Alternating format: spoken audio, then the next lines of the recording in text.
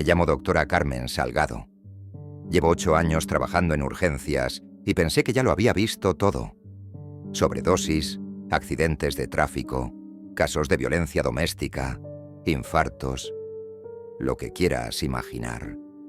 El cuerpo humano puede soportar traumas inimaginables, pero la mente es mucho más frágil.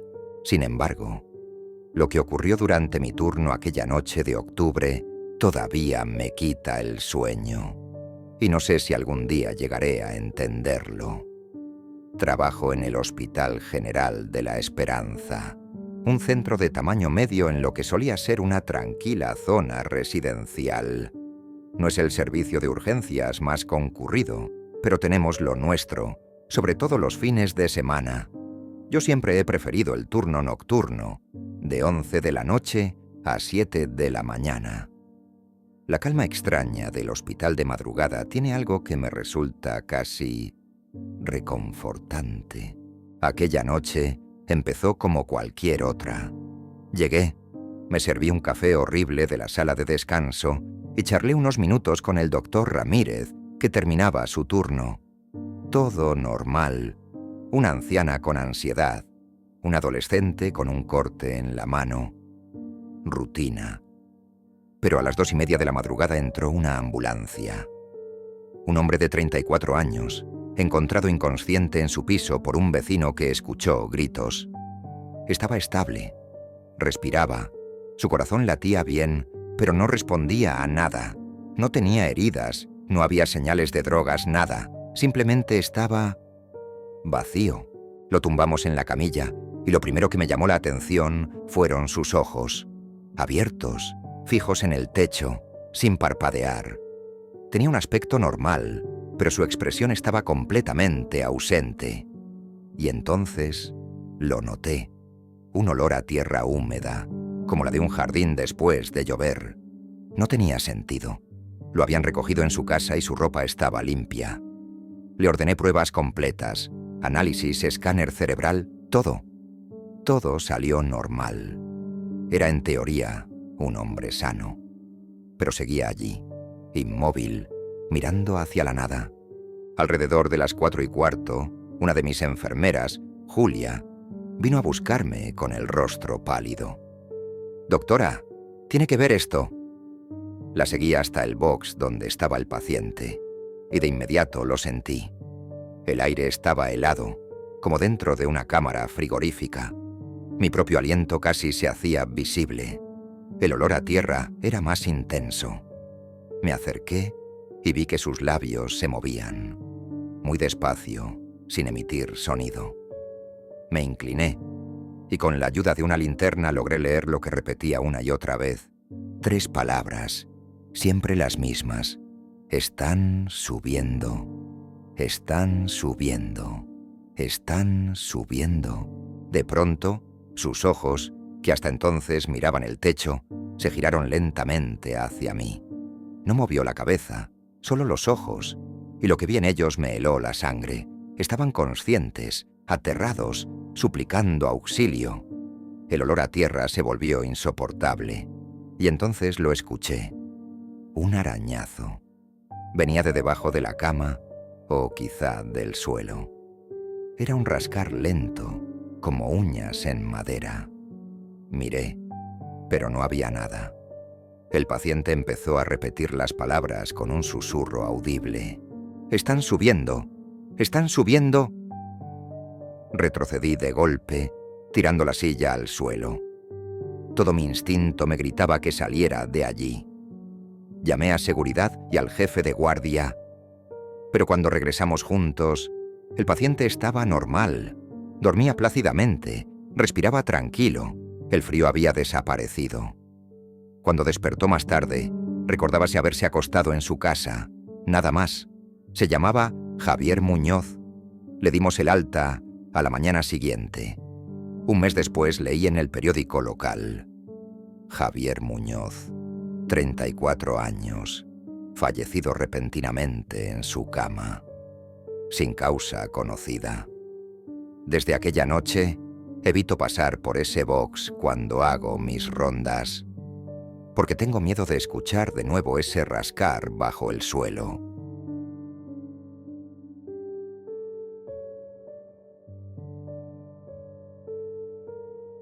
Soy el doctor Marcos Ortega y llevo 12 años trabajando en urgencias. Elegí esta especialidad porque me atraía lo imprevisible, esa mezcla de adrenalina y caos que convierte cada turno en una incógnita. Mucha gente cree que nuestra vida es puro drama. Heridas de bala, infartos, accidentes sangrientos. Y sí, de eso también hay. Pero el 90% del tiempo se trata de gripes mal llevadas, fracturas tontas y gente que, por miedo o impaciencia, prefiere venir aquí en lugar de esperar en un centro de salud. Trabajo en el Hospital Santa Catalina, un centro de trauma de segundo nivel en una ciudad que ha visto tiempos mejores. El edificio es viejo, construido en los 70, con pasillos interminables que huelen a desinfectante, y esa arquitectura gris que hace que cada rincón parezca idéntico. Después de tantos años ya sé orientarme de memoria, pero para los nuevos residentes el lugar es un laberinto. Aquella noche ocurrió en pleno invierno. Era febrero, y acabábamos de salir de 2 tormentas de nieve consecutivas que habían mantenido a la gente encerrada durante semanas. Cuando por fin las carreteras se despejaron, empezaron los accidentes, y nosotros en urgencias no dábamos abasto. La llamada llegó pasada la medianoche. Mujer de 42 años, accidente de tráfico, había patinado con el coche en la carretera helada y chocado contra un árbol. Llegó inconsciente, con un golpe feo en la frente, pero con constantes vitales estables. Se llamaba Luisa Herrero y vivía en las afueras de la ciudad. Hice la exploración inicial. Pupilas reactivas, respiración aceptable, tensión algo elevada, pero nada preocupante. Era el cuadro clásico de una conmoción cerebral leve. Ordené pruebas rutinarias, analítica y un escáner para descartar hemorragia, y la dejamos en observación en la cama 7. Todo parecía normal, pero aproximadamente 1 hora más tarde, mientras estaba suturando la mano de otro paciente, escuché voces que venían de la zona de observación. Luisa estaba despierta. Terminé de coser y fui a verla. La encontré sentada, incorporada en la camilla, con la mirada perdida. Tenía expresión de confusión, pero estaba consciente. Me alegré. Su escáner había salido limpio, así que ya pensaba en darle el alta en unas horas. ¿Cómo se encuentra, señora Herrero?, pregunté con mi tono más calmado. Bien, creo. Me duele la cabeza, pero supongo que es normal, ¿no? Asentí y sonreí para tranquilizarla.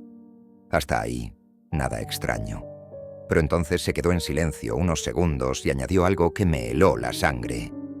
Esto va a sonar raro, doctor, pero lo recuerdo todo. Fruncí el ceño. ¿Todo el accidente? No, dijo, negando despacio con la cabeza. Lo recuerdo todo mientras estaba inconsciente. Todo lo que pasó a mi alrededor. Me contó, con una calma escalofriante, que había sentido su cuerpo inmóvil dentro del coche, que había oído a los paramédicos hablar entre ellos, que había escuchado exactamente lo que dije al recibirla. Incluso los valores de su tensión arterial, 140/90. Al principio intenté restarle importancia. Le dije que tras un golpe en la cabeza era normal tener sueños intensos que parecían recuerdos. Pero entonces me repitió conversaciones privadas que jamás podría haber escuchado desde su cama. Una llamada mía con mi exmujer sobre el torneo de fútbol de mi hija. La charla de una enfermera con el trabajador social acerca de su hijo con problemas de drogas. Incluso la consulta de una colega a un paciente detrás de una cortina cerrada.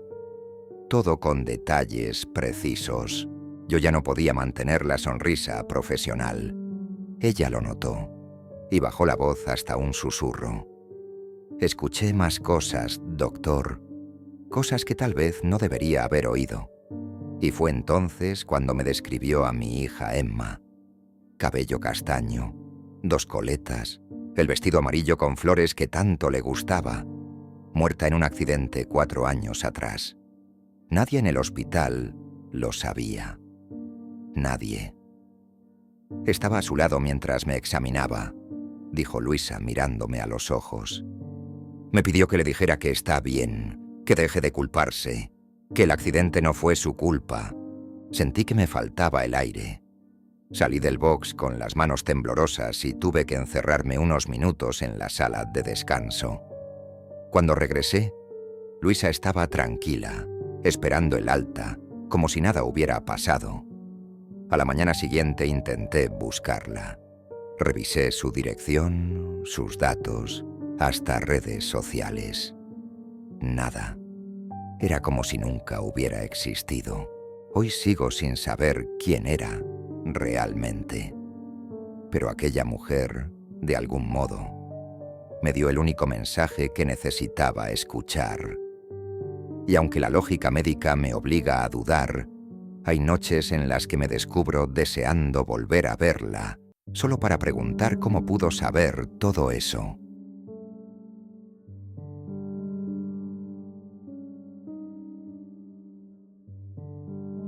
Soy la doctora Elena Navarro. Llevo 9 años trabajando en urgencias en el Hospital Metropolitano, un centro inmenso en pleno corazón de la ciudad. Aquí se vive entre el caos y la rutina. Un instante estás tratando un esguince y al siguiente intubando a alguien que acaba de recibir una puñalada. Siempre pensé que había nacido para esto, para el vértigo de decidir en segundos quién vive y quién muere. Pero lo que viví aquella madrugada cambió para siempre mi manera de ver mi trabajo y mi vida. Eran las 3 de la mañana cuando recibimos la llamada. Una ambulancia venía en camino. Paciente masculino, 62 años, encontrado en su domicilio inconsciente, en parada cardiorrespiratoria. El equipo de emergencias llevaba ya más de 10 minutos intentando reanimarlo sin éxito. Cuando lo recibimos, el cuerpo de aquel hombre estaba inerte. Lo colocamos en la camilla de reanimación y empecé el protocolo. Masaje cardíaco, adrenalina, ventilación, un ciclo tras otro. Mi mente estaba enfocada en un único pensamiento. No se me va a ir, no esta vez. Fueron 15 minutos de lucha contra lo inevitable, hasta que de repente el monitor mostró un ritmo débil, frágil. Pero ahí estaba. Habíamos recuperado el pulso. Sentí alivio. Una victoria contra la estadística, otra vida de vuelta. Su nombre era Vicente Rubio y fue trasladado a la UICI para observación. Creí que el episodio había terminado, pero estaba equivocada. 1 hora después, una enfermera me llamó con gesto nervioso. El paciente pedía hablar conmigo. Me sorprendió que estuviera consciente tan pronto, pero fui a su box. Vicente estaba pálido, sudoroso, con los ojos clavados en mí de una forma que me incomodó al instante. «Estuve muerto, ¿verdad?», preguntó con voz áspera. Titubeé un segundo antes de responder. «Sí, lo reanimamos, pero ahora está a salvo». Él sonrió, una sonrisa que no olvidaré jamás. Lo vi todo. Estuve en ese lugar, entre la vida y la muerte. Y usted debe saber lo que ocurre allí. Pensé que hablaría de túneles de luz, de voces amables, como otros pacientes. Pero lo que me contó fue muy distinto. Me describió detalles íntimos de mi vida que nadie podía conocer. Mi ruptura con mi pareja, la cicatriz que tengo en la rodilla desde los 7 años. Y lo más doloroso, mi hermano David, que murió en un accidente cuando éramos adolescentes. Lo describió con precisión escalofriante. Su cabello oscuro, su risa nerviosa, la forma exacta en que me llamaba hermanita, Sentí que la sangre se me helaba. Él no podía saber nada de eso. Entonces bajó la voz, y lo que dijo me marcó para siempre. No estaba solo en ese lugar. Estaban todos los que han muerto aquí, en este hospital. Siguen atrapados, enfadados, porque les arrebatamos su viaje al otro lado. Cada vez que usted devuelve a alguien, otro paga el precio. En ese instante, el aire se volvió gélido y un olor a tierra húmeda impregnó la habitación. Mientras hablaba, su voz se mezclaba con otras, como un coro de susurros saliendo desde dentro de su cuerpo. «Debe dejar ir a los que ya están listos», advirtió. «Si sigue trayéndolos de vuelta, la frontera se hará más delgada, y entonces ellos vendrán por usted». Mi instinto me gritaba que saliera corriendo, pero fingí calma, comprobando sus constantes como si nada. Por dentro estaba aterrada. 3 horas después, Vicente murió. Esta vez no respondió a las maniobras de reanimación. Su rostro quedó sereno, como si al fin hubiera regresado al lugar que le correspondía. Desde entonces, sigo salvando vidas, porque es mi vocación. Pero ya no lo hago con la misma seguridad de antes, porque cada vez que escucho el pitido largo de un monitor, recuerdo sus palabras. Y algunas noches, en la soledad del hospital, me llega de repente ese mismo olor a tierra húmeda. Y entonces sé que ellos siguen aquí, observando, esperando. Gracias por acompañarnos en estas 3 historias de lo inexplicable. Un saludo especial a quienes ya están suscritos a la Isla del Terror, pues vuestra presencia da vida a estas voces inquietantes. Pero aquí va algo revelador. Menos del 40% de quienes nos ven realmente se suscriben. Si estas historias resonaron contigo, hacerlo ayuda. Un clic, una suscripción, nos serían de gran ayuda. Dale like si te impactaron estos relatos, compártelo con alguien que soporte un buen susto. Y cuéntanos en los comentarios si alguna vez viviste algo parecido. ¿Algo que hizo que silenciaran tu mirada? Gracias de corazón. Sin ti, esto no existiría.